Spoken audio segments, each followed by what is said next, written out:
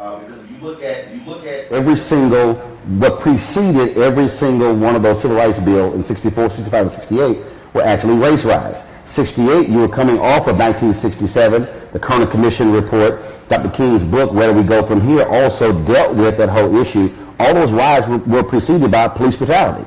And so one of the issues that they were protesting was exactly what NFL players are protesting, police brutality. I think that it would be a bit disingenuous to say that John Carlos and Tommy Smith were protesting police brutality. I'm sure that was quite possibly part of it, but... No, not possibly. That was one of the issues. I would say that, at that time, segregation was still in full effect. There were still laws, I think, in effect that discriminated against us.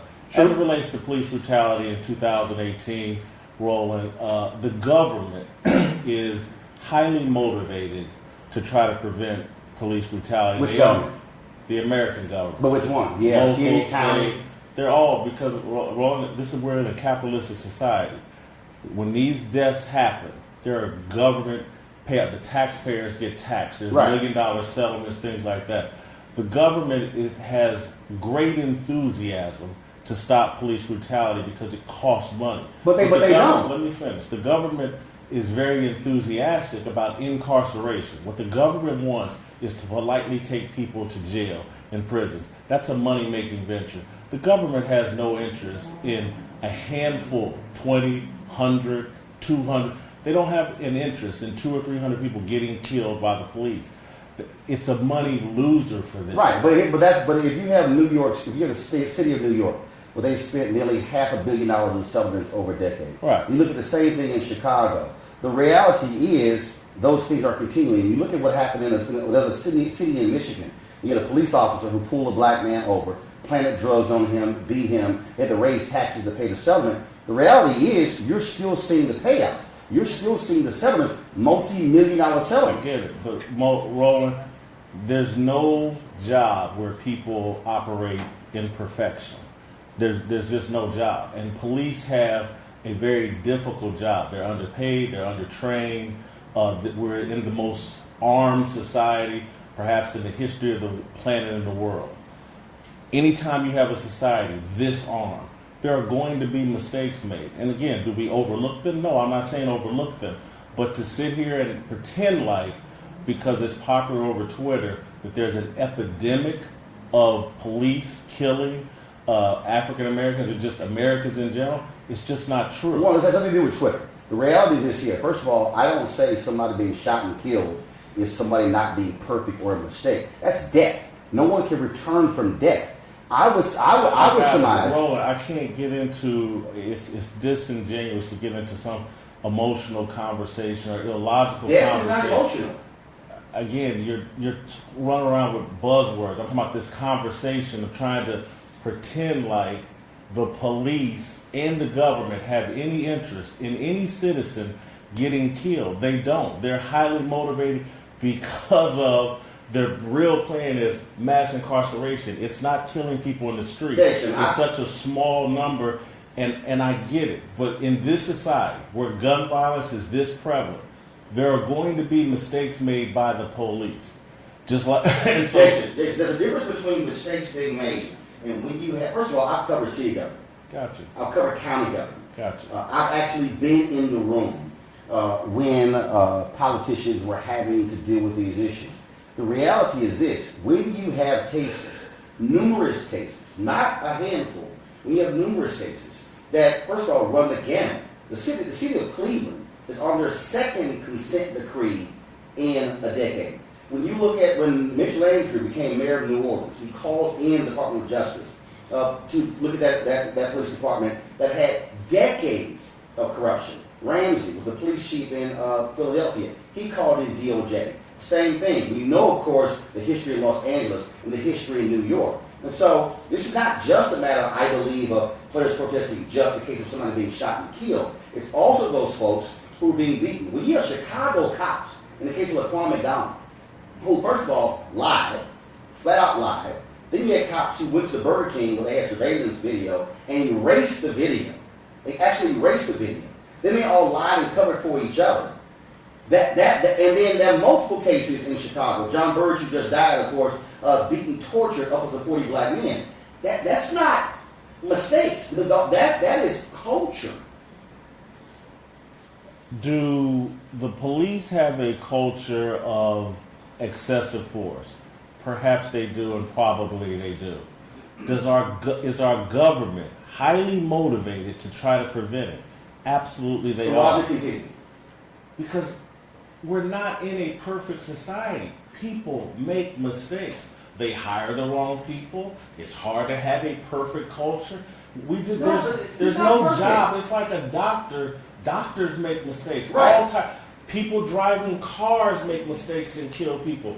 People shoot and kill each other because they're making mistakes. They get too emotional. They're too filled with hatred, whatever. Human beings are flawed and they make mistakes. And so, Roland, I get it. A lot of this stuff plays great on Twitter. No, but for me, nothing to do with Twitter. But for me, it's Twitter because I'm aware most black media people and most media people in general do everything to build their Twitter brand and protect their Twitter followers. That's where their passion comes from. As someone who run 3 black newspapers, before Twitter existed, this was an issue. And as someone who has buried a family member because of police misconduct, someone very close to me and my family, I get the emotion when the police misconduct. I helped raise a relative who was killed by police. I get it. But the solution isn't this, we're going to monitor the police over Twitter or through Twitter and point out every example of what's going on with the police when they do wrong. That's not the solution. So what's the solution? The solution is we have to acknowledge the government is already motivated to prevent police violence and police misconduct because it's a money loser and we're in a capitalistic society. The issue that we have here has been the over-criminalization of poor people, and mass incarceration is actually the problem. The hot-button issue that will get you on TV and build you a Twitter following is going to run around and micromanaging the police and pointing out everything that they do wrong. If they did that to me or you about things that we do wrong on our jobs, trust me, they can find examples time after time after time. This complete demonization of the police is inappropriate for us because we live in communities where we need the police. We need to recognize the police make very little money, get very little training. They're the common man. If you want to get upset with someone, get upset with the politicians and the government officials who have put laws in place to criminalize the behaviors that go on in our poor communities. Why can't you do both? Because we're not doing both. No, actually, here's what's interesting. What's interesting is that, first of all, one of the reasons why we have seen a change in many of those laws is because... Change in what laws?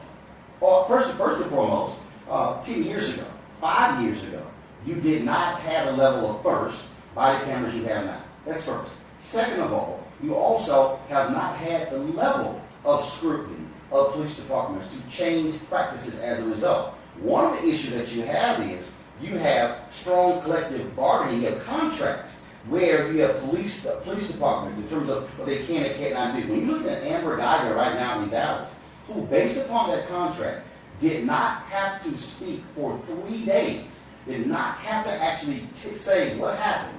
She could, for 3 days, she could not say anything, and then, according to their contracts, is allowed to present an affidavit that actually was written by a police department attorney. Here's the reality of facts. Having been black for 51 years, having my father doing business in the black community my entire life, having grown up in the black community, Roland, we can focus on the, let's say, 100 mistakes that police make every year. It's more than 100 days. But we know what is going on in our communities and where our children, who are killing our children. And so we can spend all this time focused on let's demonize the police, let's criticize the police. You keep saying demonize the police, but Jason, if somebody gets killed, and if you have, in Chicago, for instance, there's a judge. I don't care who's doing the killing. No, 1 second. There's a judge in Chicago, for example. There's a judge in Chicago who saw 8 cops lie on his witness stand. He reports them to a police accountability board. Nothing is done. This judge comes back and says, they're lying. They're flat out lying. He said, if you're going to be protect and serve, and you have a badge and you have a gun, he said, but to sit here and actually lie on the witness stand, I would think, if we're about justice, we would say, you know what? We don't need cops who lie. We don't need cops who make stuff up. But that's just one issue. Here's what I see. We also don't need journalists who take an issue that we're having in the black community, gun violence, and the death of our young people. And for black men 18 to 24, our leading cause of death is homicide. We don't need journalists who say, no, let's focus on this smaller issue that's damaging young black men and ignore this issue and have all the conversation. You're doing it right now. And have all the conversation about this issue and all the athletes taking the knee about this issue, instead of us as black people saying, hold on, we have some issues in our community, there's some things we can do, and there's some things we can ask the government to do. And again, the government is already highly motivated to prevent police brutality. They're not highly motivated to fix a corrupt criminal justice system that over-criminalizes our behavior and has us dealing with mass incarceration. And so, Roland, what I'm going to say, Roland, is primarily, and what I do for a living is mostly talk about sports. I'm not an expert on the police. I think athletes have gone too far with the virtue signaling and taking a knee. It's an approach that hasn't contributed to anything but a discussion about the national anthem. And so I get it's great for your show and your Twitter following to get a sports writer knee-deep in a conversation about the police. I'm primarily a sports writer. I can talk about athletes and things like that. I can sit here if I wanted to all day, but it's a distraction, and I'm not going to. Well, here's the piece, though. First and foremost, there are multiple issues that I want to bring up. Right. I brought that one up specifically because I know for a fact, I was looking at what took place 50 years ago in those protests, and that was indeed one of the primary issues. Those athletes created a conversation about the mistreatment of African Americans in 1968. The athletes right now are not creating a conversation about the mistreatment of African Americans right now. They're creating a conversation about the appropriateness of protesting during the national anthem. That's what the conversation has been for the last 3 years. I think there's a difference between what the athletes were protesting and what their issues were, and then what other people wanted to focus on. And I've seen that even in politics. I've seen it where folks want to pivot, where they don't want to talk about that, but they want to make it about the anthem. And so those athletes and Martin Luther King and the people of that generation were far more strategic about getting people to talk about what they actually wanted them to talk about.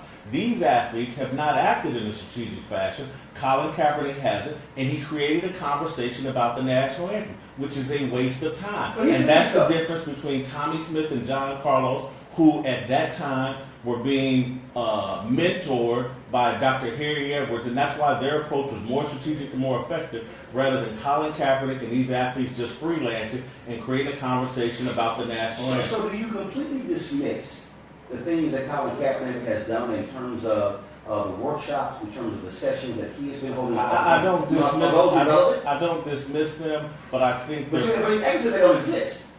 I didn't. Let me answer the question. I think they've mostly been a PR move by Colin Kaepernick after getting run out of the NFL, and he's involved in a fight against the NFL. I think most of it is a PR move. I can't diss it. It's helped. So you said most of it is a PR move. Question: Have you talked to Colin Kaepernick? I've been to the press conferences. No, I haven't talked to Colin Kaepernick. Colin Kaepernick doesn't talk. No.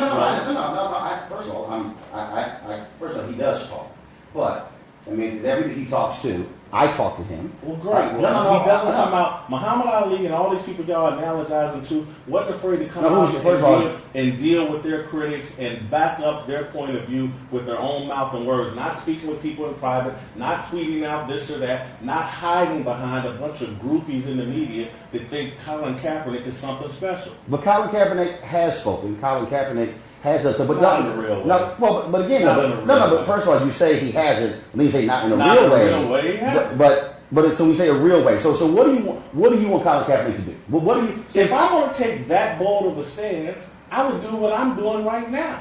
Coming out and someone that's a critic of mine and sit down with him and address the issue. But there are folks who have different approaches, and I've seen this across the board. I've seen it. You got every excuse for this dude. No. Hold on. I'm not one of the most polarizing. I'm not offering an excuse. And I'm saying and he's afraid to back it up. As somebody who's been on the news side, who's been on the culture side, somebody who's dealt with folks. You talk about what your job is, okay? That's what your lane is. I have dealt with a number of people who have said, you know what? There's some people who are out front. There are other people who are not. There are some people who choose to speak in certain venues a certain way, others who don't. So everybody has their own way of communicating. And so you can say, well, I want him to do more. Okay, I got you. Okay, but that's what he has chosen to do. But when we look at the value in terms of creating conversations, I do believe that this thing goes beyond just in terms of the protest and just them kneeling, which first of all was to bring attention to the issue. Other folk with other agendas still don't want to deal with that because they want to say that's irrelevant. They want to put this whole thing into a flag and say, oh, it's about disrespecting America. You also have players who are involved in politics. You have a LeBron James, okay, when it comes to education, when it comes to his taking a stance. You have presented LeBron James even coming to Los Angeles as basically doing the bidding of white liberals.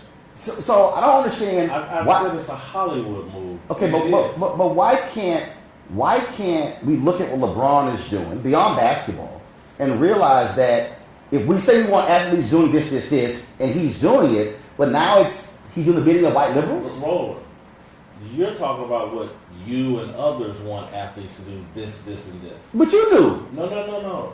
You can't speak for me, Roland. Let me but speak you for said myself. what you want athletes to do. What have I said? You said that you want athletes to put their money together and be able to create business and build institutions in black communities. But you've also called them stupid and dumb for protesting. And it's like, well, they're stupid and dumb. Are they stupid and dumb? Put their money together. Roland, I've done some stupid and dumb things in my life. And so when people have pointed out that that's stupid and dumb, I've done stupid and dumb things. That doesn't make me a dumb person. And so I'm a critic. That's my job. I'm a journalist. I'm not a groupie. I'm not here to be best friends with every athlete in the world. I don't care to DM them and hang out with them at parties. I'm a critic. That's my job. And so sometimes I criticize LeBron. Sometimes I praise LeBron. I love what he's done with the school. I would like for athletes to take their money and resources and use them to support the causes they believe in. Because that's what millionaires and billionaires do.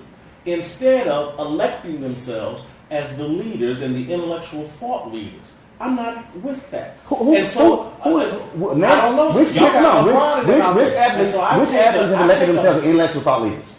Who? Malcolm Jenkins, a lot of these athletes you just praised, because what I'm telling you, what millionaires and billionaires do, celebrities and things like that, they're not equipped to be the intellectual thought leaders. And so they should take their money, like other white millionaires and billionaires do, and invest in people who are actually dedicated to this, not people that have been dedicated to developing themselves as athletes. But they're not positioning themselves as intellectual thought leaders. What they're doing is they're saying is, as an athlete, if I want to speak on these issues, and many of them say, coming from those communities, many of them say, still dealing with those issues. Now, how is it all of a sudden they're intellectual thought leaders? They are. If they're saying a lot of them don't know what they're talking about. Roland. But Jason, a lot of people say you know what you're talking about. I got it, and they're more than welcome to that opinion. I'm not going to demonize them as racist. I'm not going to demonize them as sellouts. They can have that opinion.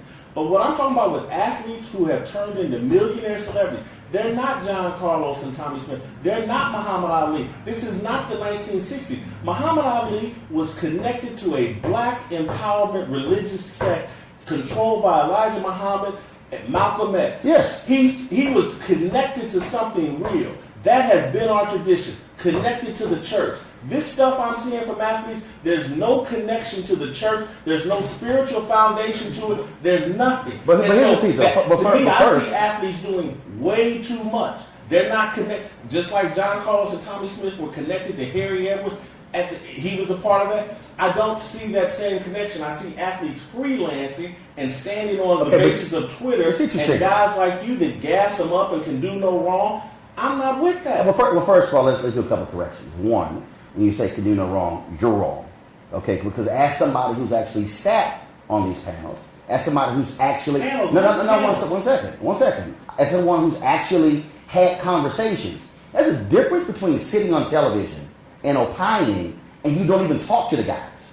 But there's a difference when you actually get out from behind the desk and be a journalist and go actually talk to them where they are. I've actually had the conversations with Jenkins, with Ben Watson, with Bennett, with Colin Kaepernick. And so my perspective in terms of what they're doing is totally different because, frankly, you haven't. I have talked to Malcolm Jenkins. So here's the piece. So you talked to Malcolm Jenkins. You just said I haven't. If you talked to Malcolm Jenkins, I have. So how would you say that he doesn't know about these issues when in Philadelphia they made the attempt and brought juvenile justice leaders and brought others to the table to meet with Lurie, to meet with Goodell. They actually went out in the community to do that. They've done that. Again, and this is where I'm saying the athletes are wrong. Because I don't want the athletes getting meetings with Roger Goodell and the owner of the Philadelphia Eagles to move into a lane they're not qualified for. There are actual people, politicians, community organizers, real people, not just celebrities and names, Roger Goodell, Jeffrey Lurie, blah. There's actually real people who have expertise in these issues. And so, again, I've talked to Malcolm Jenkins rather extensively here in LA when he came out to do our show, sat in my dressing room for 30, 45 minutes, and we went at it. And I think his intentions are good. I think some of what he's doing is misguided because he's trying to do too much. And so for those of you that think it's great that he got the owner and Roger Goodell to meet with somebody about criminal justice reform, I'm not impressed because that's not Roger Goodell's area of expertise or Jeffrey Lurie. But if this isn't your area of expertise, aren't you operating out of your lane? No, my area of expertise is in commenting on athletes. But commenting on Malcolm Jenkins. No, but you're also commenting on these other issues that have to do with sports. And you're basically saying because the athletes are involved in it, Roland. I gotta talk about. So if you say they're not smart enough, what if you're not smart enough? Maybe true. So why are you talking about it? Because it's my job. So how about this here? So Roland, let me explain to you the difference. Malcolm Jenkins' job is to tackle people on the football field. My job is to talk about athletes and what they have going on. It's my job. But if Malcolm Jenkins chooses to speak to issues beyond, no, well, hold on. So first of all, you have passions that go outside of your job. So, for instance, for me, although I'm a journalist, education is one of the issues that I'm concerned about. I created School Choice as a Black Choice Initiative. Although that's not my job, that is still a passion, a concern of mine. And so, just like what I do, involve yourself into it. But people in the media have the right to criticize it. I understand that. It's not an indication that they're doing something inappropriate or wrong. But they may just be doing their job, Roland. But if a person is involved in those issues, and they are doing that, and first of all, what I appreciate that there are athletes, that there are entertainers who don't only say, yo, I'm only here to play ball. I appreciate individuals who say, I want to use my platform to go beyond just what's seen as just my job, and using their celebrity and using their influence to speak to those issues. I think the difference here is that we've gotten used to athletes having a nice and neat, foundation, give some books out, have a golf tournament, and sign some jerseys. But when all of a sudden you got some guys who want to go deeper, then it's like, oh, no, y'all not smart enough for that. And what I'm saying is, I'm encouraged by that because hopefully other folks who are athletes will realize that you might have a job, but you can care more about your life than just your job. You can care about your community. I think there's a lot of people that care about their community and express their care in different ways. Which is true. And so I think there's more than one way to express your care for your community. And so I just happen to believe what Jim Brown believes. And Jim Brown is an athlete that I think did it right. He played his football career, and then he got out of football and involved himself in activities in his community and giving back to his community and trying to be a leader in his community after he was done playing football. Well, after he was done, he chose to become a Hollywood star. But he was also involved in those issues before. But let me ask you this question. I get it. No, but he was. Roland, I get it. But Jim Brown's AmeriCAN program and involvement here in the LA community is something that I think should be a role model for a lot of athletes. And I appreciate it. So Jim Brown has been quite clear. Again, when you're playing in the modern NFL, NBA, with all these corporate ties tied to you, and all these billion-dollar corporations tied to you, you can't just run out willy-nilly and be an authentic civil rights leader or leader in these political issues, because you have too many corporate puppet strings attached to you. But first, and so those are just the facts of the modern athlete that are different from the athletes of the past. Well, first of all, the athletes of the past. First of all, many athletes of the past couldn't do a lot of these things anyway because they didn't have the financial wherewithal to actually do it. What you do have is financial wherewithal. There are things called golden handcuffs. That's actually what prevents you, and that's again why Muhammad Ali in boxing, an individual sport, he was the draw, and because of his connection to the Nation of Islam, Elijah Muhammad, he was far more effective than these guys that are out here trying to mimic him now with Nike corporate strings attached to them. I think it's a joke. I think one thing is when you talk about guys mimicking, I think they're operating and standing in their own, because that's two totally different deals. I do want to ask you about this. I thought this was interesting. When LeBron James talked about the N-word being sprayed on his home. And you said that he had fallen into the far left trap of there's value embracing victimhood. Yes. But then you said racism is an issue in America that though it's primarily an issue for the poor. It's not LeBron James' issue. He's removed himself from the damages and the ravages of real racism. So are you saying that if you're black and you have money, that you don't encounter racism, that you don't deal with it? No, I think you encounter it. But when you're at LeBron James level, or hell, even mine, and I'm playing it light years away from LeBron James, it doesn't do real damage. And so let's take LeBron James. If he was spray painted on his garage, that's a racist act. If the N-word was spray painted on his gate, did it do any damage to him? He wasn't here. It was removed before the police even got here. There was no damage done. And so we've reduced racism to whatever little hurt feelings or someone said this or that. Racism is actually something real that damages people. And so when you become the kind of wealth that LeBron James has, and you become an elite, it's damn near like O.J. Simpson and what he got away with. He's an elite. He's super wealthy. But the ravages of racism don't touch him in the same way as it does the poor people. Well, obviously. And so his comments analogizing himself to Emmett Till's mother were preposterous and ridiculous, and anybody with a brain knows it. But actually, when you talk about the idea of racism, I'm not talking about the idea. I'm talking about the damages of racism. We're trying to take the damages out of it. No, actually, we're not. Someone said actually, we're not. What we're doing is showing actually the gamut of it. So, for instance, when a George Wilborn, brother, comedian, done relatively well. When George Wilborn is trying to buy a home in a suburb of Chicago, and then when the owner finds out that he's black, and then George Wilborn, all of a sudden the house gets pulled off. George Wilborn has to sue as a result. George Wilborn encounters racism when it comes to housing. There were Los Angeles Chargers who said when they actually moved from San Diego, who faced housing discrimination when they were looking to buy a home. Oh, they got money. They were facing housing discrimination. Robert Smith, richest black man in America, worth $2.7 billion, has talked about the numerous times he gets pulled over by the cops in his very expensive car, going to wait. His private jet is waiting on him because they're not looking at a guy who's got $2.7 billion. They're seeing a black man driving a nice car. The reality is that I don't care what your station is. Bob Johnson, just the other day, because of what he just dealt with, you can have money in America and you can still deal with racism.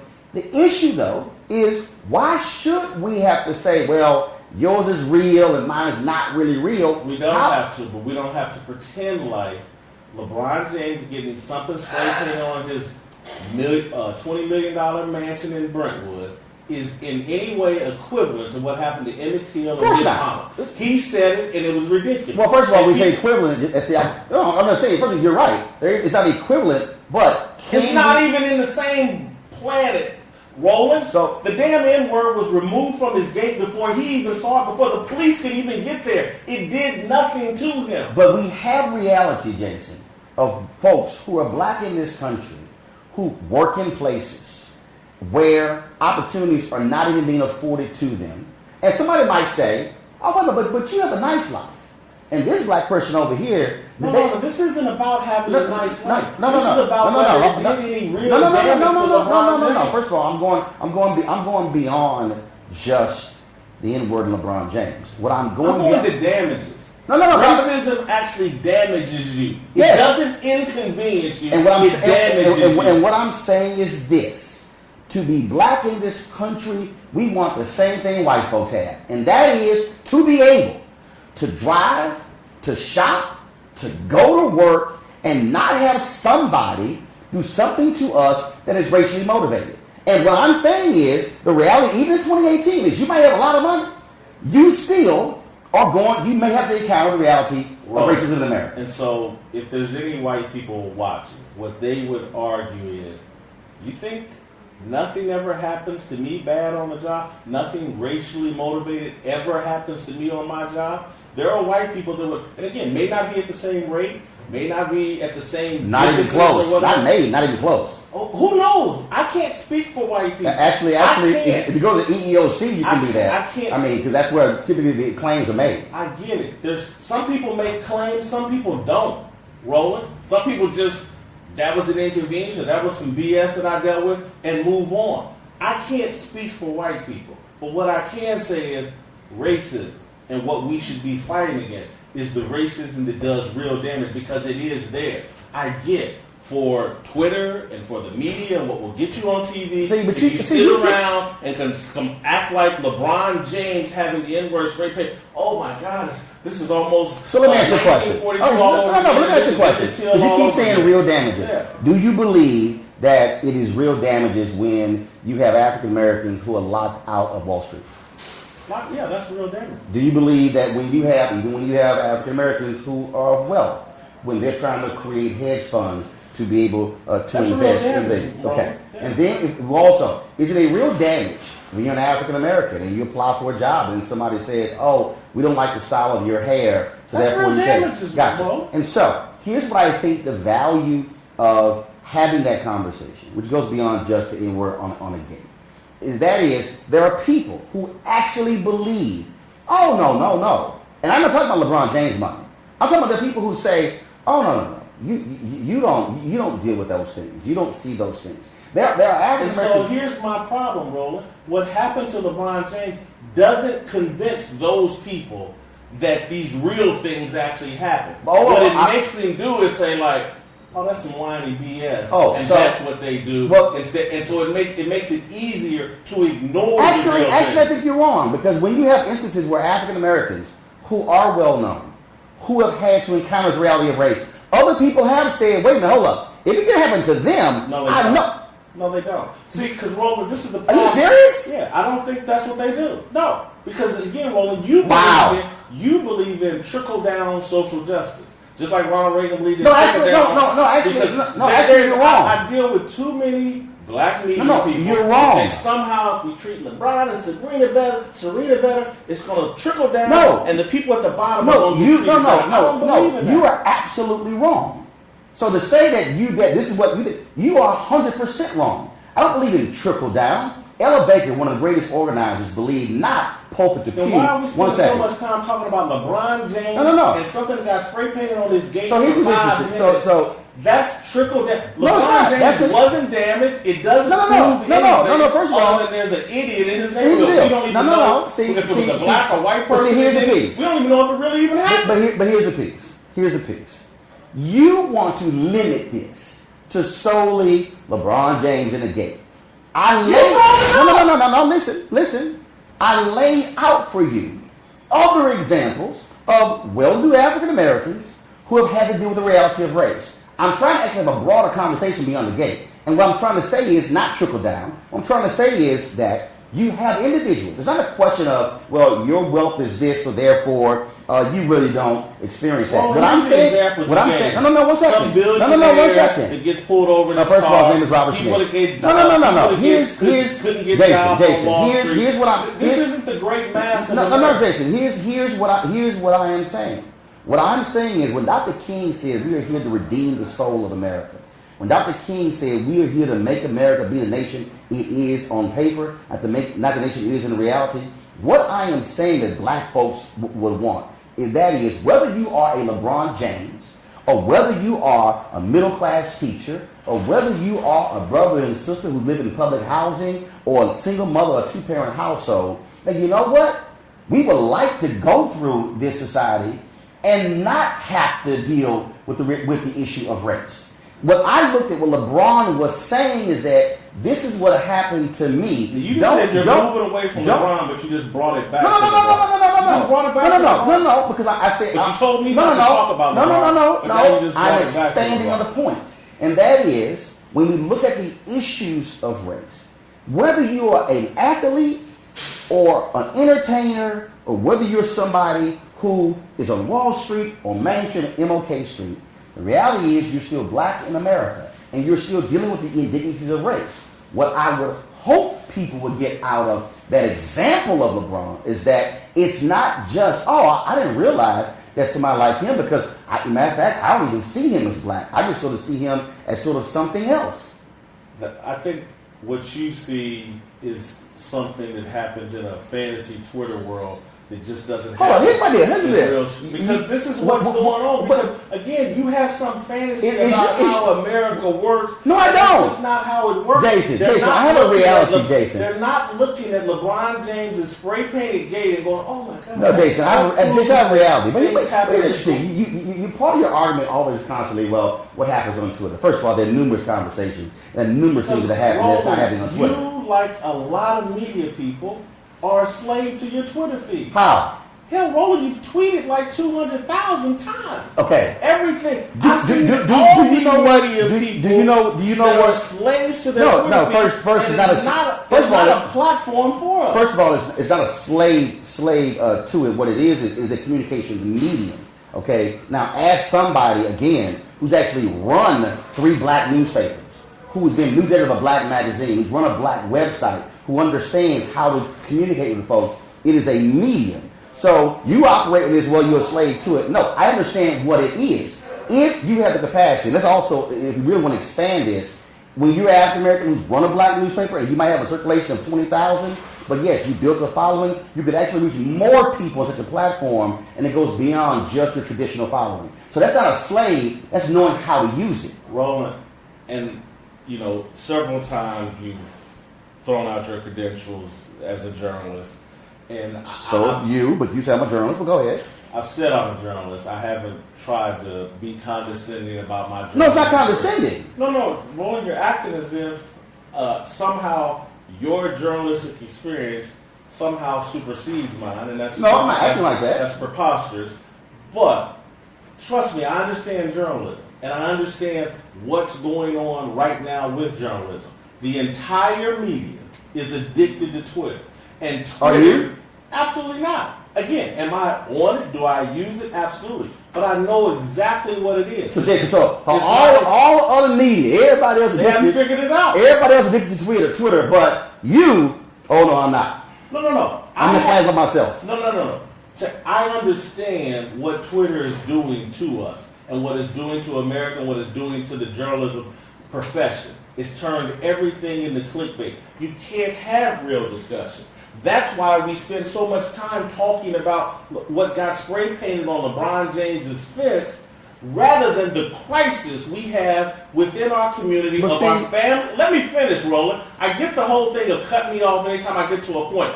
Rather than dealing with the crisis that's going on in our families in Black America, we're spending time worried about a $20 million mansion that may or may not have had the N-word spray painted on it, and somehow this is some great example. But we have a complete collapse of the black family that we won't talk about. We have a complete disconnect from God and just based in this secular world, and that's what Twitter is, and we're all addicted to it, and it's taking us further and further into the secular world, away from God and away from the path that has served us best here in America. And this is the mistake you keep making. You keep saying, we got to have a conversation, and we got to have it in depth. You act as if, we can't talk about that, as if we won't cover anything else. Really, as we can. See, the whole point of this is not to have. What are we talking about right now? One second, What are we hold talking on. about right now? If you're going to ask me not to interrupt you, don't interrupt me. What are we talking about right now? If you're going to ask me, don't interrupt you, don't interrupt me. What are we talking about? Like I right said, now? let me finish my All point. kinds of Let me finish my point, okay? But so you don't interrupt, because if you want me not to interrupt you, do the same. The reality is, we can have an in-depth conversation. You talk about all these things, but then when you get challenged on it, ooh, why are we talking about it? The reality is this here. What we are looking at right now. Hold on, one second. Hold on. You're interrupting. Hold on. But Jason, I'm not running from anything. Jason, you're interrupting again. Allow me to finish. I'm not running. Jason, allow me to finish. Jason, allow me to finish. No, you said, oh, why are we talking about this here? Why are we discussing this here? Why are we discussing these things here? Because those are things that you've discussed. Those are things that you discussed numerous times.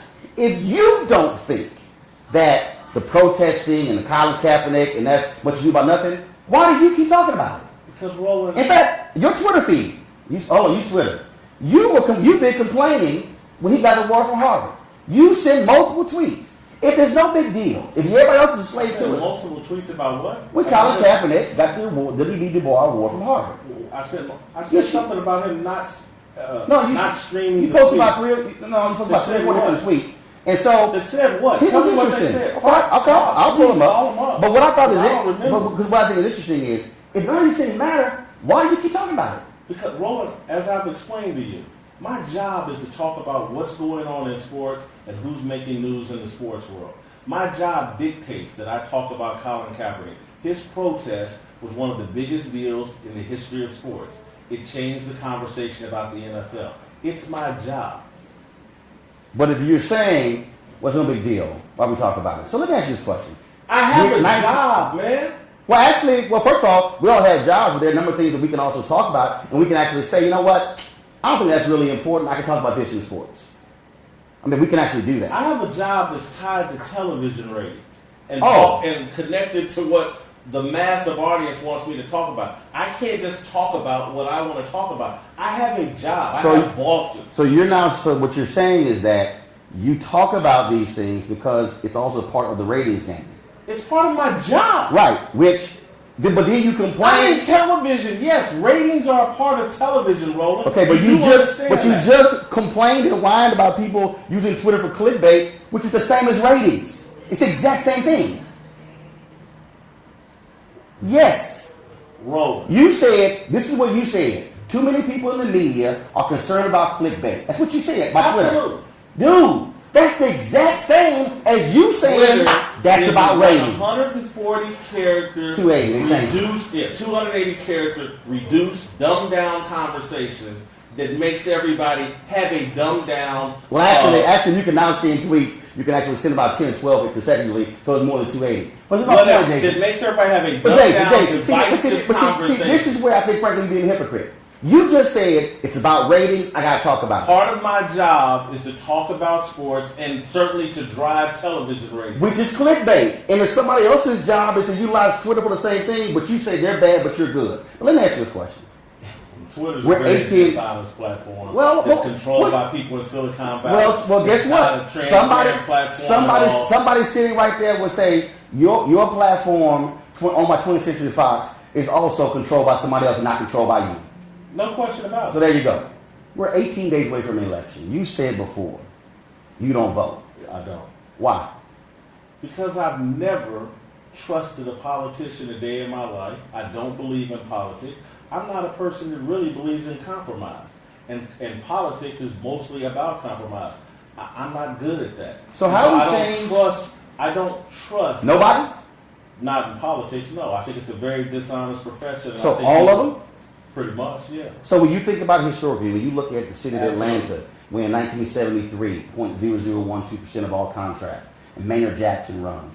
And Maynard Jackson, by virtue of being the mayor of Atlanta, literally changes the course of history for African Americans. He used it through politics. He used the two terms as mayor to change. Coleman Young in Detroit, Marion Barry in D.C. I don't believe in politics. I really don't. So the issues you often talk about, how do you actually see politics has no role in that? Excuse me? The issue that you talk about, say we should be discussing or dealing with. I'm talking about me. Now, I'm not giving you the advice, hey, you got to follow and believe what Jason Whitlock believes. I'm not advising anyone that. Come on, me. There's certain things unique in my personality. But if you don't vote, aren't you part of the problem? If you might argue that. No, I'm asking because you might. I don't believe that. No. So of the things that are happening in our world, any number of issues. If politics is involved in it, well then, how can we change something for the good if we don't vote for someone who we think will be able to make changes? Because I think politics, the way it's constructed now, is always going to let you down. I think that there's so much dishonesty and corruption in politics that I just don't personally involve myself in it. What I believe in, what's best for us as African Americans, is an allegiance to God. I believe that is our salvation. An allegiance to God. Far more than politics. You do know politics also deals with God. We have replaced religion with politics. We have an addiction to politics right now. We as black people, we talk about politics from Obama to Trump the way we used to talk about God, and I think it's inappropriate. It's our constant, everyday conversation. This is part of my problem why I can't stand Twitter and social media. There's a disconnect. It's one of the most secular places you can actually be. I think if you go look at the Asian American community that has had a lot of success here in America, it's not through politics. It's through an allegiance to themselves and taking care of themselves. That's why I think we've lost course as African Americans. Have Asian Americans had the same history as black folks in America? I don't think they've had the same history, but I think they've had issues in America, and I think they've addressed their issues by gathering up in their own communities, supporting each other, and supporting themselves, and they're not as heavily involved in politics. I think there was a time when we needed to be heavily involved in politics. There were laws on the books that prevented us from pursuing happiness and liberty and things in America. I think we went through that time in the 60s, 50s, 60s, maybe part of the 70s. Again, I'm not suggesting to the rest of Africa that you disassociate yourself from politics, but I think we've overdosed on it. We think our solutions are political. I don't. Well, first of all, it's not solely political, and also, but it's a whole bunch of people who have lots of God, but also have no plan. The reality is this here. We can show the timeline of the role that politics has played in actually making our community a better community, but not only making our community a better community, also making our lives in America better. To act as if somehow that's irrelevant is crazy. And again, if I look for me, I didn't say it was a suggestion for Roland. So this is my personal opinion. So, what are your top 3 issues? What are they? For African Americans? No, your top 3 issues. So, whether you want to be for black folks or everybody, what are the top 3 issues? The number one issue I think facing the African Americans is our breakdown in family, and I would couple that with our distancing ourselves from religion. I think those two things go hand in hand. Until we fix the black family and until we get right back with God, nothing good is going to happen for us. But when you say get back with God, there are millions of black folks who are in church every Sunday, who are in Bible study. There are numerous African Americans. As soon as they leave church and Bible study, they go straight to politics. They turn on cable TV, and they have an addiction to politics. You do know we had religious leaders in the 50s and 60s who were also heavily involved in politics. Get it? We had laws on the books in the 50s and 60s that drastically needed to be changed. We still have laws on the books that actually were set during those times that still had to be changed. The Florida Restoration voting initiatives right now dates back to a law in the 1880s. The governor of Virginia, who won Terry McCullough, when he wanted to extend voting rights to formerly incarcerated, all 13,000 at one time, the Republicans said, no, you have to do it individual. That dated back to a 1902 law where a lawmaker said on the floor, we are doing this to keep the darkies from voting. And so the reality is to act as if somehow politics does not still hurt us or we somehow can't interact with it. Didn't say that. So, but again, though, I said for me. So I don't involve myself in politics. So and when you look at the issues, my number one issues were. I asked you for three. You said I really only have two. You said the family and the black church. Family and spirituality. We have disconnected from God, and it's a mistake. Well, I would argue, especially as somebody who's a husband of a minister, and in terms of the folks who I also see, there's a significant number of us who are very much there with our religion, but I think there are a whole lot of us who also love to talk about what is happening in our society, and frankly, are sitting on their behinds and not voting when they can actually impact it. See, I know there are politicians who are good people. There are people who are there to do the right thing. If you go study the history of the planet, if the family's not connected, nothing can grow from that. If the family's not together, nothing can grow from that. And so we can put all the laws we want on the books. Yeah, but if our families are in disarray, and our children are being raised by grandmamas and aunties and cousins and things like that, nothing is going to happen. And as long as we are disconnected from God, nothing good will happen. But here's what I also realize. There, a long time, for a whole lot of us, have been connected to God, have been praising and worshiping, and all of that, and we have still been broke. We have still been locked out. You can be the most holiest of holy person, and you can be on a job, and somebody can make a decision that, nah, you ain't getting promoted. You can sit here and lay hands and heal people all you want to, and you can still encounter that. What I am saying is, we can actually do both at the same time. And what I am looking at, when I talk about in terms of what is happening, I think if anybody who reads Dr. King's book, Chaos or Community, where do we go from here? What he laid out in that book, where he talked about the institutions that can play a critical role in saving black America. He said the black church, he said the black press, and he said the black professional organizations, which includes fraternities and sororities, because of their infrastructure. He dealt with religion, but even Dr. King understood, writing that book in 1967, that we can be as holy as possible, but there are still other aspects of our lives that we must contend with. And to act as if politics and community, you can even say save our community. My parents were founders of our civic club. That's still politics. Because who picks up trash and who cuts down overgrown lots and who tears down crack houses, that's politics. To me, family and God and family are the foundation for Jason. Healthy community, healthy group. So what do you do? The foundation's no good. You can stack all the politics on top of what you want. It's going to collapse. Okay, so what do you do then? So answer this question. Yeah. What do you do if you're that family and it's mama and dad and they are holy people? They love God and they serve God. But their kids still go to horrible schools. They also are living in areas where you don't have economic opportunities. They are a nuclear family, loving it together. But this is the inside of the house. This is the rest of the house. How do you deal with that? I think if politics doesn't matter. I'm not saying I didn't say politics don't matter. Okay, it's fine. So if you have this black family that's together, and they are loving each other, and then they're praising God, and they love God.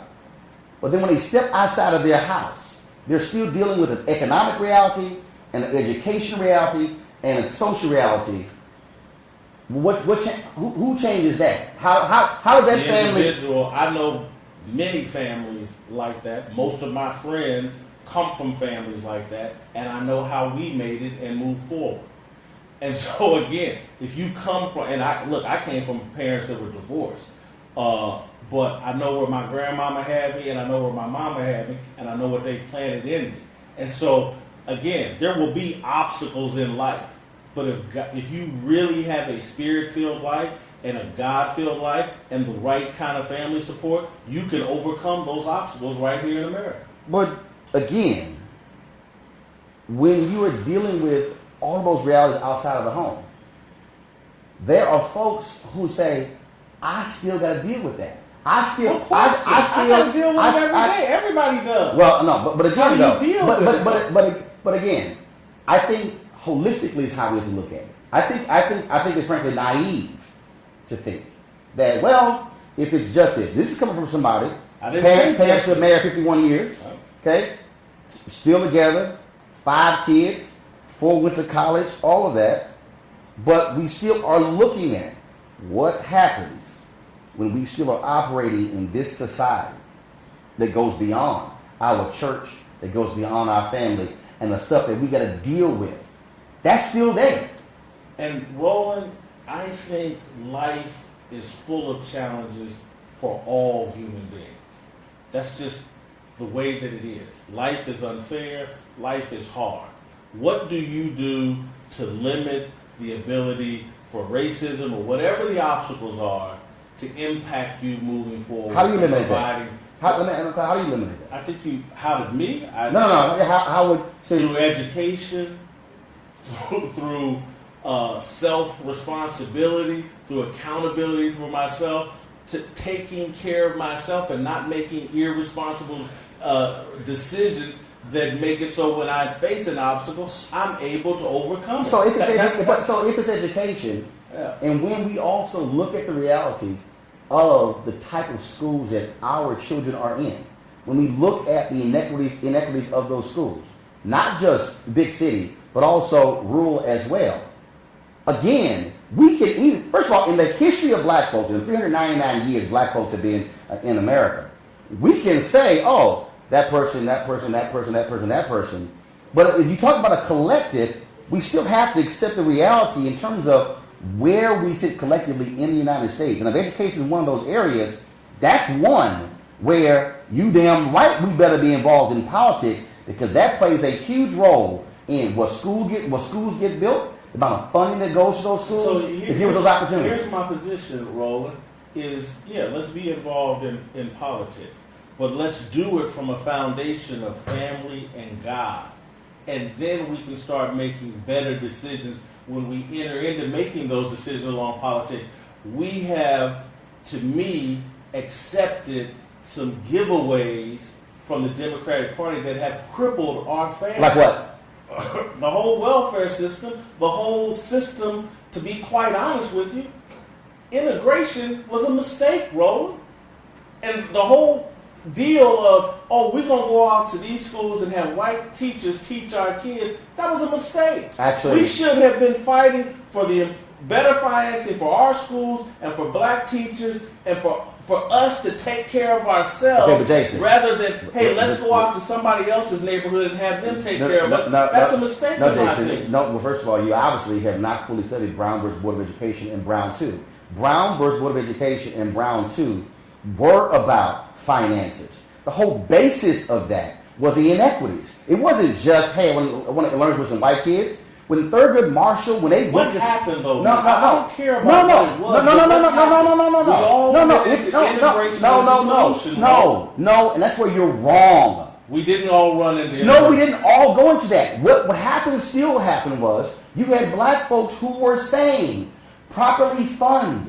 You had people who were saying, but that's not what we did. No, you see, that's not what we did. You act as if somehow we had this whole other institution that was there. What you still had was you had folks who were saying, okay, this is how we're actually going to move and make this thing possible. Here's what black people knew. Black people knew y'all got the money.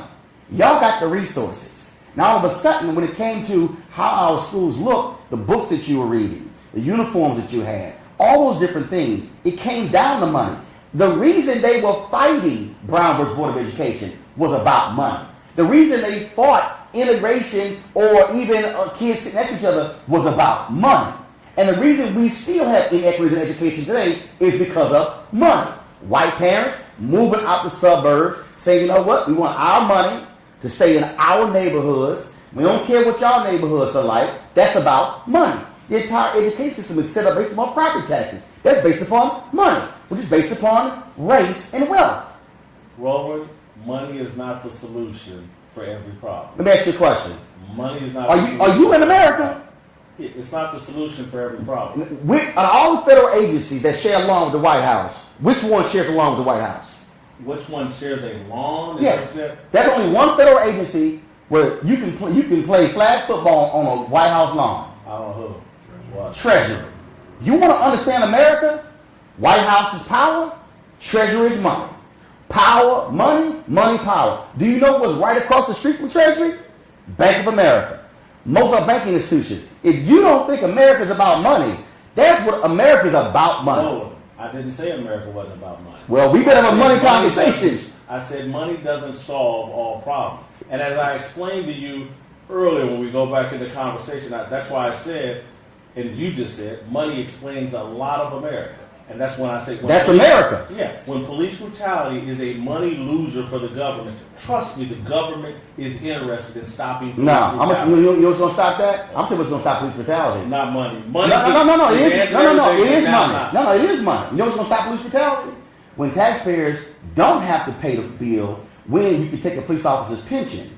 Trust me, when a city no longer has to pay the legal fees of a cop, trust me, that cop is going to think twice before he beats somebody with a baton, because if that person goes, wait a minute, that's why... The cop might also think twice before he enters a neighborhood or enters a dangerous situation. No. That may be the solution. No, that cop, trust me, if that cop then goes, wait a minute, if I beat somebody... They're doing it all over the country, Roland. You can look at the murder rate in Baltimore after the Freddie Gray riots. It's been going on all over the country. And that was because those cops did not like the fact that somebody was holding them accountable.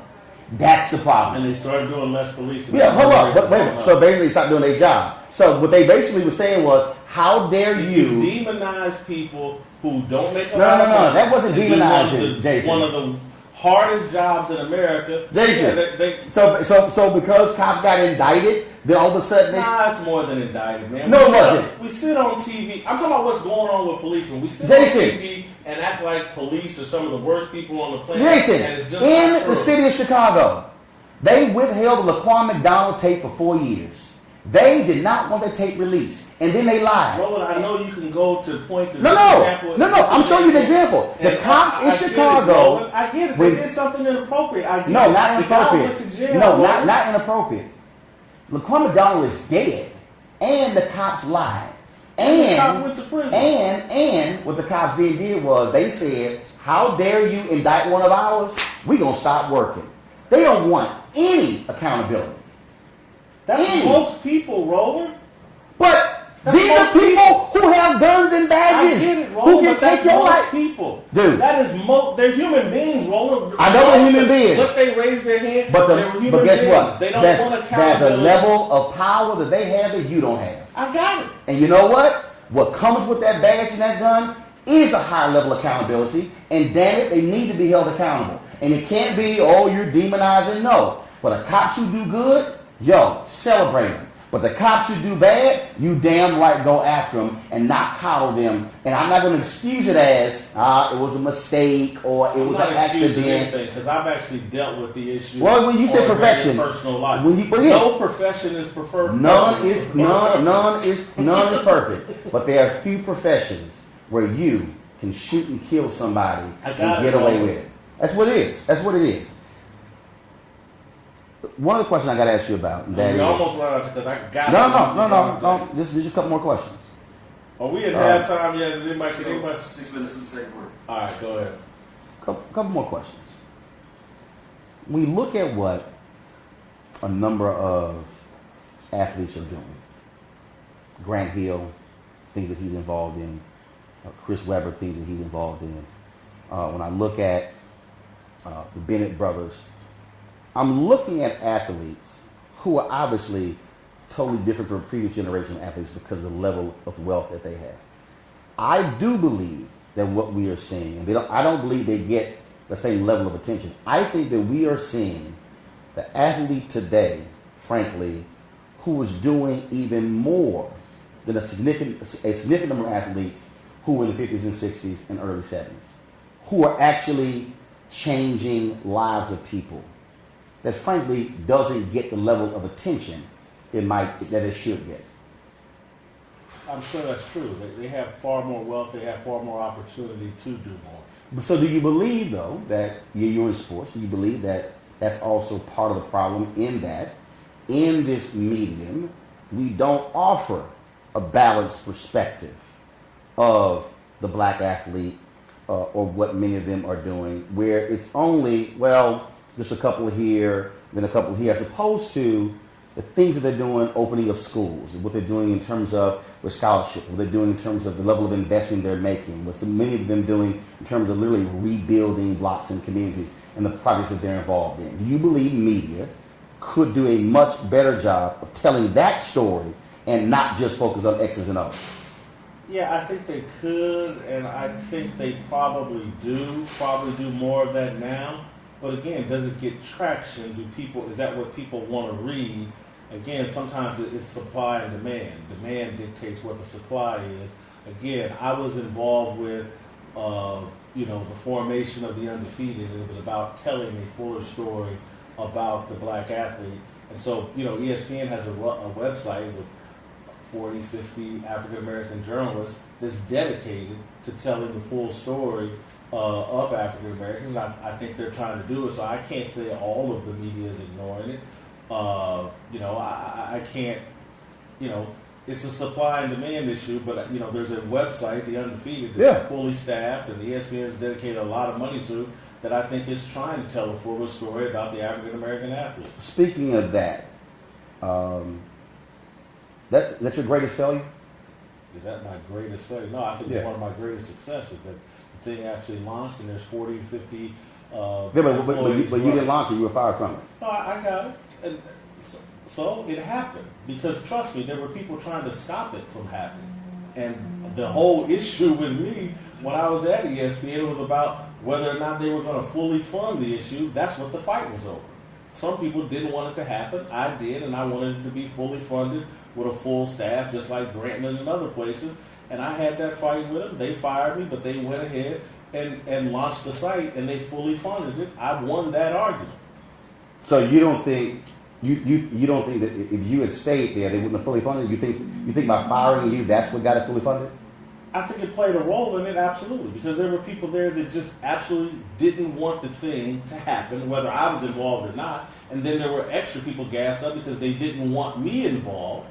And so, again, in losing that fight, I think, or in having that fight, I think John Skipper at that time realized what was going on. Can't move forward with Whitlock. Going to get rid of him. But we are going to fully fund this thing. The guy is right. Were there mistakes that you made that, looking back, you wish you had managed it better? I wish I had managed it better. No, because I think I did the things necessary for the site to launch and for it to be fully funded and have a full staff. Are there small things along the way? It's a startup.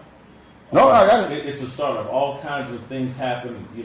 A wrong person got hired here or there. Small things that, yes, I could nitpick and whatever. But in my view, if you really understand the story over there, I did the things necessary for the website to survive. Ownership is a huge piece, and obviously in terms of the understanding, in terms of being able to control a narrative and tell the story. One of the things that I think is interesting is that when I look at a lot of the comments that folks make, and not just folks who make comments on social media, people who are in media, people who work with you, folks who used to work with you. And how does it make you feel when they put you in the same category essentially as Clarence Thomas as being a traitor to black people?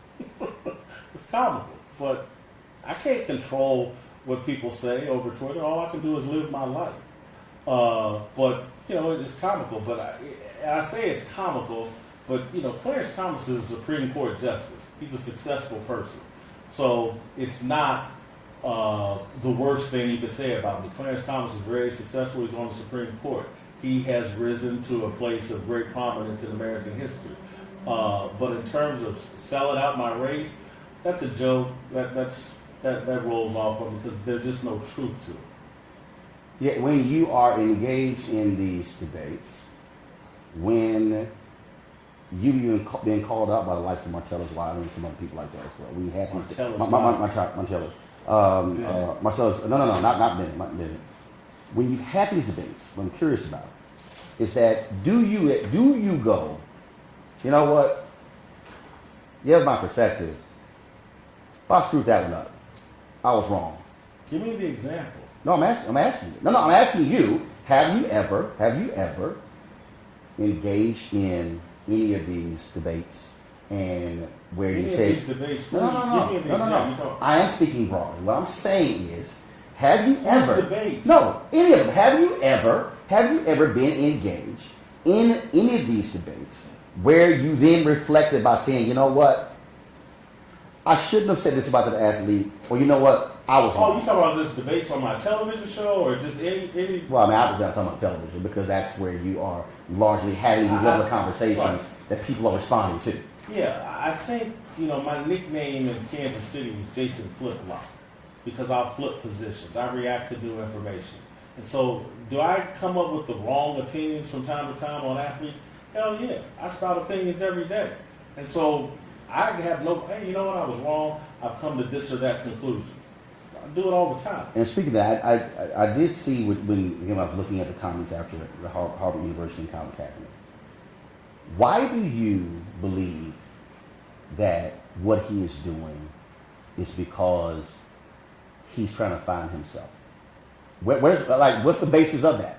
What's the basis of that point of view? Because I've seen many, many young people of mixed race who grow up in an environment outside the black community who have struggled with their identity. Everybody has. And anybody black that pretends like they haven't encountered that with young people is lying.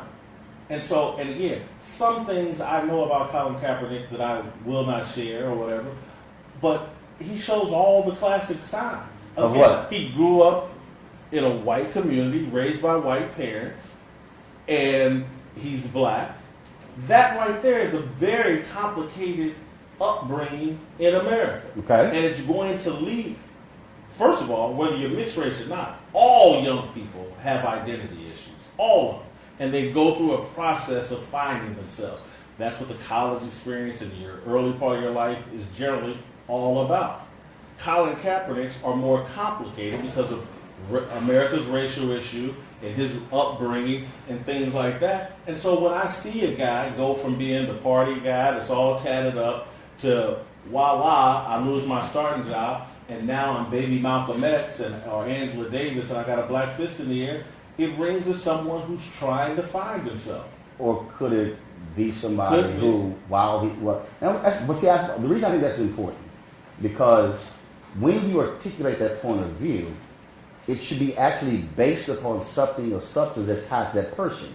When you say all people, first of all, everybody's different. Okay, everybody's person goes through trying to find themselves. Yes, and what I'm saying is that there are people out there who might be 18 or 19 or 20 who aren't having the same issues as somebody else who's 18, 19, and 20. But to say that about him, and then to say as if, well, it's that, and he's doing these things only because of his girlfriend, and things along those lines, and you don't know. You're just throwing something out there. And I'm just wondering. I know more than you think, Roland, but I'm just going to leave it at that. I'm not going to go chapter and verse. I'm not going to do some deep dive on Colin Kaepernick. But why not? Because if you offer that perspective, I don't think it's unfair. But isn't some of what I know I think is unfair. But isn't it unfair for you to make that characterization if it's not based upon facts? I do believe it's based on fact. But if you believe it's based upon fact, but then you don't want to back it up. I'm not going to share everything that I know or have been told about Colin Kaepernick. It's clear, Roland, I'm not out on some shaky territory looking at this guy. Everybody I know black has seen someone like Colin Kaepernick. That's just a fact. Mixed race kid, raised in the suburbs. I've seen it on my Ball State football team with all these different recruits and guys that come in that don't come from the city, don't have some strong black connection. There's an identity issue that people work through early on in their life. He, in my opinion, is still working through those issues. I don't say that. I don't say that maliciously or derisively. He's a typical young person. But Jason, it comes off as malicious. It does. It comes off as just like this is a fact of life. But that's not how it comes. An overweight person. But that's not how it comes off. Some sort of issue that causes them to overeat. But that's not how. That's not a malicious statement about overweight. So you're not concerned about how it comes off because when people hear that, When people hear that, when people hear you associate who he is and what he has done, and then you throw in his girlfriend, you give this impression as if this guy, he's being led by other people, as if he hasn't come to that conclusion himself, and you give this perspective as, like he's just this confused brother, and then with the baby Malcolm X, and then, but it's happened to me, happened to most everybody I know. Every person I know goes through some kind of confused state or different state while they're trying to figure out their identity. I think his are a bit more pronounced than others, because I think his background is a bit more complicated. Just like, because a very similar background to Obama. But could it not be that you have somebody here who has gone through that and who has reached a point who has said, this is who I am, this is what I want. Let me tell you why I don't buy it. Because anything that I reach some conclusion, and this is me and he ain't me, but trust me, I can stand up and verbalize it and explain it. I don't hide behind Twitter. I don't hide behind private conversations with Roland Martin or whoever else. I come out and stand on it and defend it. But Jason, that's you. I get it. But also, you don't vote. And you said, that's me. And so, here's the deal. It's interesting to me that you want to give space to say, this is me, this is who I am, but you don't want to give space to him. Roland, if you have some opinion about me not voting, or me overeating, or me about anything, you have a right to that opinion. I'm not going to go lay down and cry, oh my God, Roland. But Jason, that's a different... I'm a public figure. I can have opinion. He's a public figure who took a highly polarizing position. He stood out there like he was man enough to deal with whatever came with him. This goes beyond the position. I'm asking a very specific question for a reason. And that is, when you opine, when you say that, again, you paint this picture that, y'all, this is nothing but a confused, biracial, he don't know what he's doing, he's crazy, he just is all of that. That's how it comes off. Do you know how many athletes, NFL athletes, that have told me that in private? Most of them. And so I'm not out here on some island all by myself. And most rational people can see it and express it privately. I just happen to say it publicly. He's a public figure that took one of the most polarizing positions in the history of sports. And so with that comes along some pushback and some people questioning your motives. When Muhammad Ali changed his name from Cassius Clay to Muhammad Ali, joined the Nation of Islam, said I'm not going to get in the NFL or in the military draft, that's a strong polarization. And you know what he came out and did? He stood on it, defended it, and people said all kinds of things about Muhammad Ali and questioned his motives and said, hey, he's just addicted to this religious sect. And here's what I've learned. That's what people do. And here's what I've learned. What I've learned is when we want to, it's very convenient when we want to compare a Kaepernick to Ali because you want him to speak out. But then you take offense when others compare Kaepernick to Ali. You're literally bolstering your point of view by using Ali versus Kaepernick. Yet when others, because you said it earlier in terms of, people want to see him as baby Malcolm X or Muhammad Ali, you are using Ali to justify your argument, but when somebody else uses Ali just by the argument about Kaepernick, you say they're wrong. Roland, I'm saying he's not Muhammad Ali because he won't stand out here and defend his position. Yeah, that's my opinion. And what I'm saying is, what it also gives off to people is that you have a personal animus against Kaepernick. And what I'm saying is, it may be that there are people, and when what I do, I've met people. I've met individuals who, I just finished interviewing the Reverend Dr. James Lawson, one of the greatest organizers we've known, turned 90 years old last month. If you ask the average person, James Lawson, they'd be like, I don't know who you're talking about. But you know what? Lawson, Nashville movement. You know what Lawson said? Lawson said, Roland, one of my last images of Dr. King, he's on the front row of the church, and he says, I was on the back row. There are some people that some will be loud and outspoken, others will lead quietly. There are different modes of leading. And so I don't necessarily think a person has to always hold news conferences, do sit-down interviews, and be out there chanting, talking, because some people actually want to lead with their actions as opposed to just talking. And there are others who just talk, who don't have any action to back it up. I got it, Roland. But as a broadcaster and a critic, I have a right.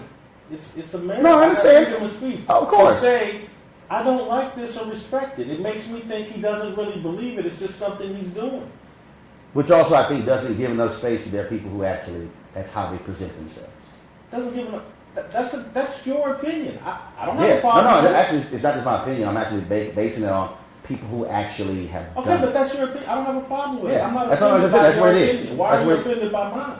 No, what I'm offended by is when we present this view that somehow A he's view bad- that disagrees with you no, is somehow bad. not disagreeing. That somehow he's bad, he's wrong, and what you send off is there's a personal animus against it. I don't have a personal animus Reading your against tweets. I'm a critic. No. But Jason, Jason, I've been doing media since I was 14 years old. Got it, Roland. You're No. What I'm saying you is, are Walter Cronkite. no. Actually, I'm not Walter Cronkite. I'm Roland Martin. So I'm making the point that I get being a critic, but it comes off as different. It's more personal. Check. There's a guy named Carl Peterson in Kansas City. Mm-hmm. General manager of On the the Kansas business City side. Chiefs. He was the general manager, president of the Kansas City Chiefs. I used to light him up every day in the Kansas City Star. Every day. Made my name. Criticizing the Kansas City Chiefs. His running of the Kansas City Chiefs. And he used to I think it's personal. No, it's just my job. This is how I do it. And Carl Peterson, some white dude, again, sledgehammer, almost every day. You can go ask anybody in Kansas City. I'm a critic. If I disagree with someone, I express it. Should Colin Kaepernick be back in the NFL? Should he be back in Yeah. there? Life's not about should. Okay. When you look at Nathan Peterman, who's thrown 82 career passes and 10 interceptions, do you believe that Colin Kaepernick has a skill set to be an NFL player? Yeah, Colin Kaepernick has enough talent to play in the NFL. Do you believe But that he's become such a polarizing deal because the NFL role at the end it's just a TV show, man. That's all it is. And the NFL is going to do what's best for television ratings. And if they think Colin Kaepernick's bad for NFL ratings, they're not going to hire him. He's just an actor in a TV show. What I also understand is that they also like winning, and that is this here. If somebody Roland, he didn't win in San Francisco, so don't have that. he did win in San Francisco. Then of course we hit that last season. But let's also keep in mind the whole team sucked. Remember it was 2-14. It's a TV the show. whole team sucked. It's a TV show. Right, I got And you. the owners But the get to offensive write line, the script. defensive line, linebackers, the whole team sucked. You will admit that, right? I got it, Roland. Gotcha. Yeah. No, I'm just saying, but the whole team did suck. Well, I got it. I'm not going to do your deal and lay out my credentials as a sports. No, I'm not laying out the credentials. No, I'm just not saying if gonna you do went it, 2-14, the whole team sucked, not just him. Not just him. But again, Kaepernick doesn't show up and wins follow him. Not particularly at 30 when he's been out of the league for a couple of years. I don't know if he makes a difference in terms of anybody winning or losing games. And so, is he good enough? Only way we'll know that if he actually gets the shot. Is he good enough to be in the NFL talent-wise? Yes. He's created such a distraction around himself, and he's created the belief among NFL ownership that he's bad for ratings, and they're running a television show that's about ratings. Actors get written out of plots all the time. But when Eric Reed came back and took the knee, you still have Kenny Stills and some other different players. The reality is, I think the difference here is that you still have other players who still are protesting. I think in this case, they're saying, no, we're going to make an example out of this one because he actually, for them, started this. Well, it's more complicated than that. When When Colin Kaepernick shows up on any team, there's an instant conversation about should he be your starting quarterback. And most of the NFL has him pegged as a backup quarterback. And they don't want a backup quarterback who instantly starts a conversation about whether he should be starting. Well, I tell you right now, coaches that don't want that distraction and that hassle. I tell you right, there's some teams out there that I see them who are just terrible with quarterbacks, Roland, especially in Buffalo. Well, you push me there. You don't know that much about football, Roland. Yep. Not much at all. Actually, I can watch. Actually, I know enough to know if I see a quarterback who's horrible. And look, I had to sit through Brock Osweiler with the Houston Texans. Oh, you don't know Lord Jesus. Actually, like the overwhelming majority of people in America, they don't know much about football. Well, I know enough about football to know when I see a bad quarterback versus somebody who actually has succeeded before. But the decisions are just more complicated. No, I understand that, but don't act as if I don't know the difference between a bad quarterback and a quarterback who can win. What goes into decision making about quarterbacks? It's really more complicated, just bad or good. Oh, so I've never talked to general managers or Roland. Okay, all right. I'm just saying that. Shit, I've talked to bankers. I don't know nothing about bankers. I've talked to the guy that runs the concierge desk. I can't get concierge. I get it. You talk to somebody. No, not just talk to him, but also again. You talk about a lot of stuff that you also don't have a background with. All right, Jason. Well, it's going to be very interesting to see how this thing plays out, and also we'll see what happens with these players. And I think these players are going to surprise you in terms of those who are very much engaged in things they're doing in the community. And I give them a hell of a lot more credit, I think, than you do. I think players have been involved in their communities and doing community work, particularly in the NFL, for decades. I've covered the Kansas City Chiefs in the NFL for years. Player involvement in their communities and community work has been going on for decades. Right now there's a lot of media attention on it, and it seems brand new to everybody else, but it's been going on for years. Yeah. Well, it was brand new because most people don't pay attention. But again, I think these guys, this generation of athletes, when the record is told, which actually is not always told in the present, people are going to realize the things that they have been involved in and have done that actually is advancing and paving the way for the next generation of athletes, which I think is totally different than before. We'll see. And that's the point of history. All right? Hey. Appreciate it. Thanks a bunch. All right, folks, that is it. We appreciate all of y'all watching. We'll look for your comments as well. And I'll see you tomorrow. I'll be at the Young Turks studio tomorrow. I'll be joining Yank Dugan and those guys on the Young Turks. So look forward to having that. I'm here. Look forward to having that conversation with Yank. We'll be live at the Young Turks at our regular time, 6 p.m. Eastern, 3 p.m. Pacific time. And of course, you can catch me right after I'm done with the Young Turks at 4 p.m. as well. And don't forget, we're also going to be going in and out live streaming from A Taste of Soul on Saturday here in Los Angeles. 350,000 people will be at Taste of Soul on Saturday from 10 a.m. to 7 p.m. So we'll certainly look forward to you joining us this weekend as we live stream for that as well. I look forward to reading your comments. Don't forget you can support Roland Martin Unfiltered by going to RolandMartinUnfiltered.com to join our Bring the Funk fan club. These type of conversations, we're going to have more of these. As I told you, I was here in LA 2 weeks ago. Amazing conversations I had with Chuck D, Erica Ash, Erica Alexander, Devon Franklin, Congresswoman Maxine Waters, Lisa Ray, Reverend James Lawson. This is the kind of discussions we need to have, not just the short, quick sound bites. And of course, this is what you're not getting on black networks out there and a lot of these different black websites. And so we want to offer you something that's totally different than what you're seeing on a regular basis. And so let me check to see, because I want to see, do I have to wear my clothes tomorrow? My Astros were down 4-0. Let's see where we stand right now. Okay. Boston, they beat my Astros. Dadgummit. So the season's over for my Astros. But the Lakers play the Rockets Saturday here in LA. Yes, I'll be there to see us beat LeBron James. Y'all take care. I got to go. Holla!